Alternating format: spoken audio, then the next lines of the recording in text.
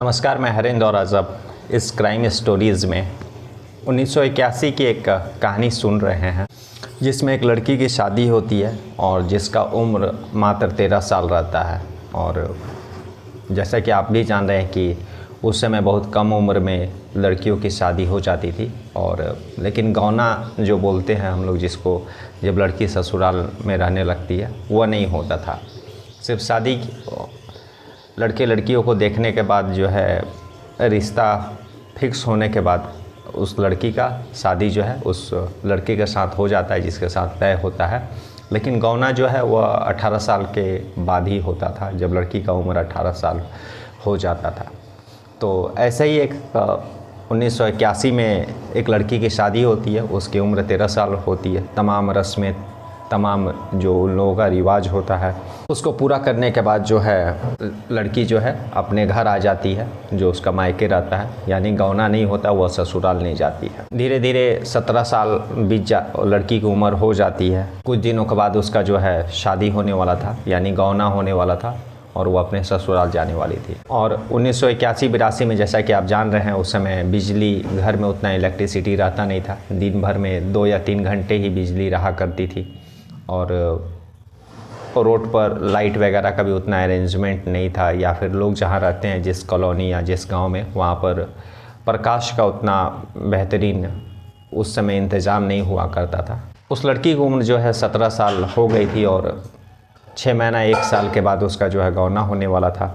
तभी उसका जो घर रहता है, उसके घर पर शाम के वक्त था, एक शख्स आता है, दस्तक देता है और आवाज़ देने के बाद जो है घर की जो सारी औरतें रहती है वे लोग आती हैं। और वे लोग पहचानती नहीं थी कि जो शख्स उन लोगों के घर पर आया है वह कौन है।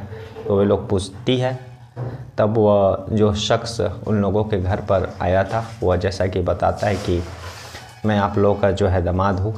और वहाँ जो उस घर की जो औरतें रहती है वह सुनने के बाद जो है खुद शर्मा जाती है, क्योंकि जैसा कि आप भी जान रहे हैं कि उस समय ना ही लड़कों को देखने का, औरतें जो घर की औरतें रहती थी वे ना ही लड़कों को देखा करती थी, और जो लड़कियां रहती थी वे भी जो है पूरी तरह से घूंघट में रहती थी। तो जो घर की औरतें थी वे लोग लड़कों को उस लड़के को ठीक से देखी नहीं थी जिसका शादी जो है उनकी लड़की के साथ हुआ था।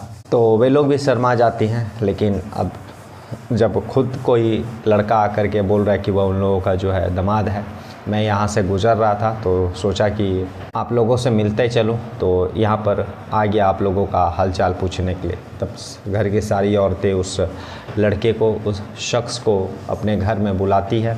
और इत्तेफाक की बात है कि उस समय उस घर में जितने भी पुरुष थे वह घर में कोई भी पुरुष नहीं थे, सारे लोग काम पर गए हुए थे। तो उस घर में सिर्फ औरतें थी।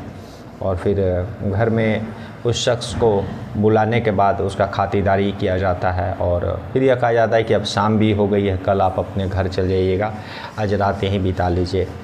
और फिर दामाद का जो है सारा खातिरदारी किया जाता है और रात हो जाता है। जब दामाद जी का रूम जो रहता है वह सोने के लिए, आराम करने के लिए दिया जाता है, और उनकी जो होने वाली पत्नी रहती है, यानी उस घर की जो लड़की रहती है, उसको दामाद जी का सेवा करने के लिए भेजा जाता है कि जाओ तुम मिलो, बात करो।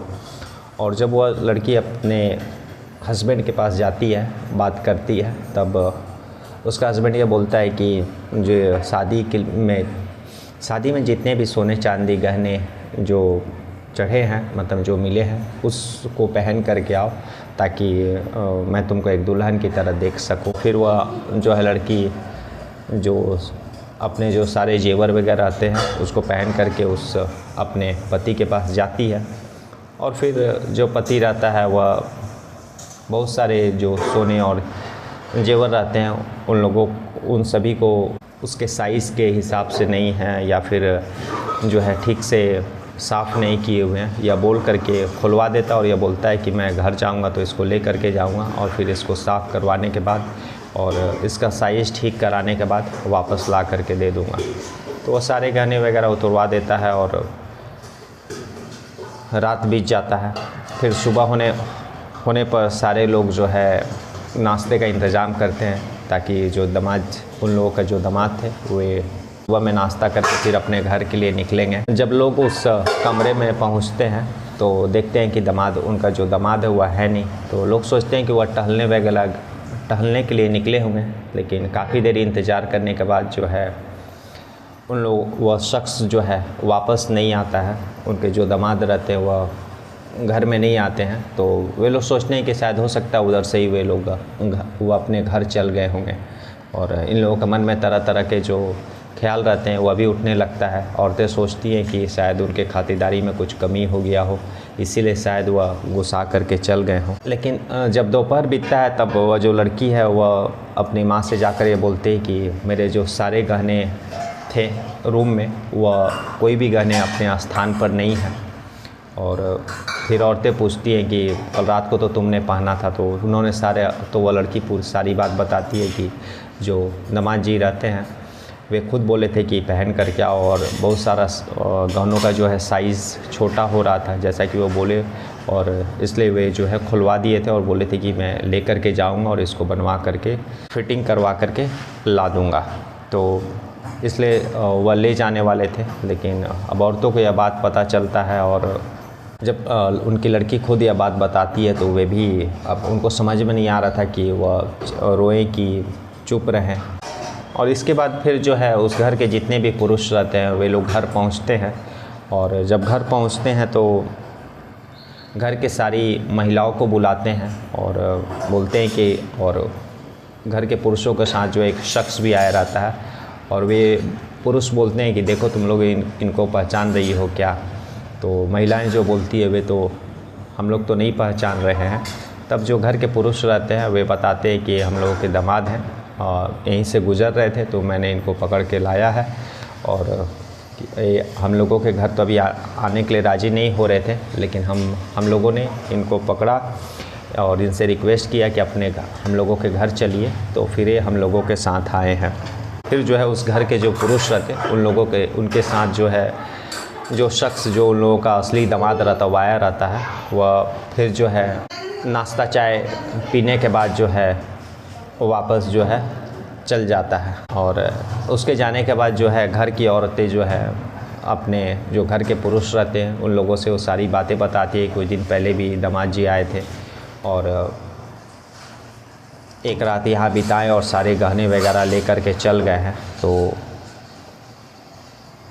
अब जो घर के जो पुरुष लोग रहते हैं वे महिलाओं को यही बोलते हैं कि ठीक है, जो हुआ सो हुआ, अब इस बात को जो है फैलाना नहीं है और ना ही हम लोगों को कहीं कंप्लेन करना है, क्योंकि पैसे तो शायद मिल जाएंगे लेकिन जो हम लोगों की लड़की का जो इज्जत गया है कि एक शख्स जो है पूरी रात उनकी बेटी के साथ रहा है उन लोगों का दामाद बन करके, तो शायद फिर बेटी का कहीं दूसरी जगह शादी भी नहीं होगा।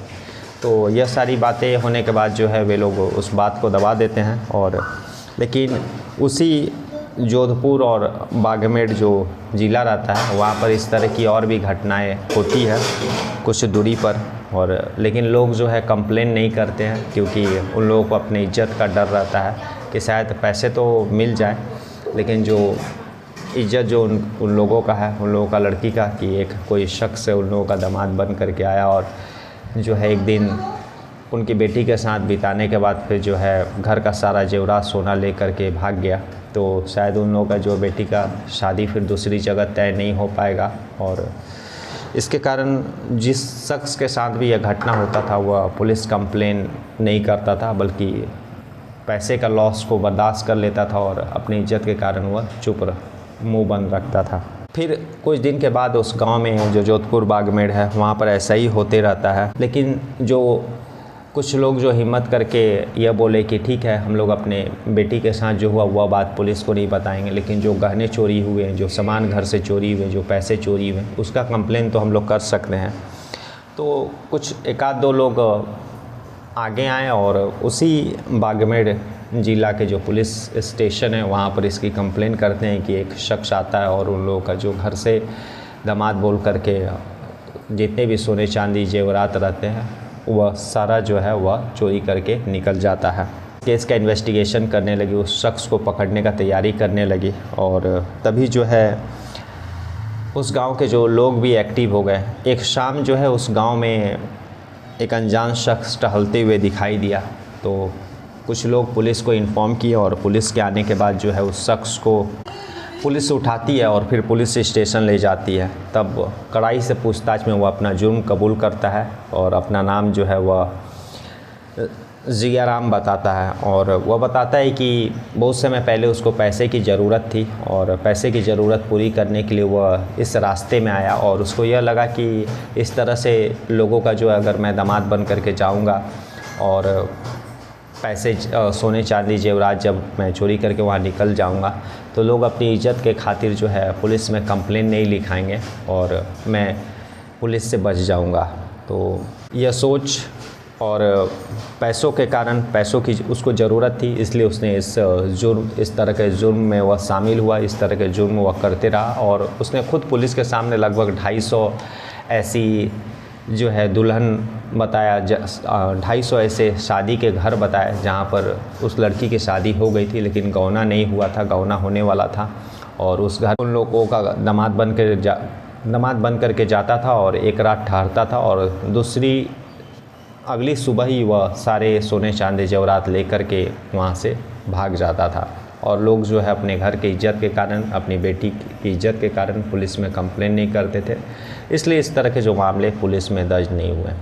और वह खुद 250 जो इस तरह का घटने को अंजाम दिया है वह कबूल करता है, लेकिन पुलिस में इसका जो है 10% ही भी पूरी तरह से कंप्लेन लोगों की तरफ से नहीं आया है। और सबसे बड़ी बात है कि वह इस तरह का घटना को अंजाम देने के लिए शाम का समय ही चुनता था, क्योंकि शाम के समय में बागमेर और जोधपुर जो इलाका रहता था उस समय 1981 में, वहाँ पर बिजली का बहुत कमी था। 1-2 घंटा ही जो है रात में बिजली रहता था और वह भी शायद नहीं रहता था, तो अंधेरे के चलते लोग ठीक से चेहरा नहीं देख पाते थे। और पहले के समय में ना ही घर की महिलाएं दामाद को ठीक से देख पाती थी और ना ही जो है लड़के वाले जो है लड़की को ठीक से देख पाते थे, क्योंकि उन लोगों का घूंघट रखने का प्रथा था शादी का औरतों को। और इस कारण से जो है घर की औरतें जो है दामाद को नहीं पहचानती थी और वह उन्हीं सब घरों को टारगेट करता था जिस घर में जो है पुरुष नहीं हो, ताकि महिलाएं को आसानी से मूर्ख बना सके दामाद बोल करके और फिर जो अपने वारदात को अंजाम दे सके। तो इस तरह से लगभग 250 दुल्हनों का जो है सुहागरात छीनने के बाद, उन लोगों का सोना चांदी जेवरात लूटने के बाद जो है जियाराम पकड़ में आया। जियाराम का 2016 में मौत हुआ, लेकिन उसके पकड़ाने के बाद भी बहुत साल तक उस बागमेर और जोधपुर जो गांव था उस गांव में नकली दामाद को लेकर के लोग अलर्ट हो गए थे। अब असली दामाद भी पहुंचने पर लोग इसी तरह से पूछताछ करते थे। जब तक वे कंफर्म नहीं होते थे, उस घर के पुरुष देखने के बाद कंफर्म नहीं होते थे, तब तक उस शख्स को घर में एंट्री नहीं होने दिया जाता था। जब एक बार पूरी तरह से कंफर्म होने के बाद उस घर के जो पुरुष हैं वह जब कंफर्म करते थे तब घर में एंट्री दिया जाता था और फिर दामाद के जैसा सेवा सत्कार किया जाता था। 2016 में जियाराम का मौत हुआ था। बागमेर और जोधपुर इलाके में चोर जमाई राजा के नाम से भी बहुत प्रसिद्ध हुआ था। तो आज की कहानी यह थी।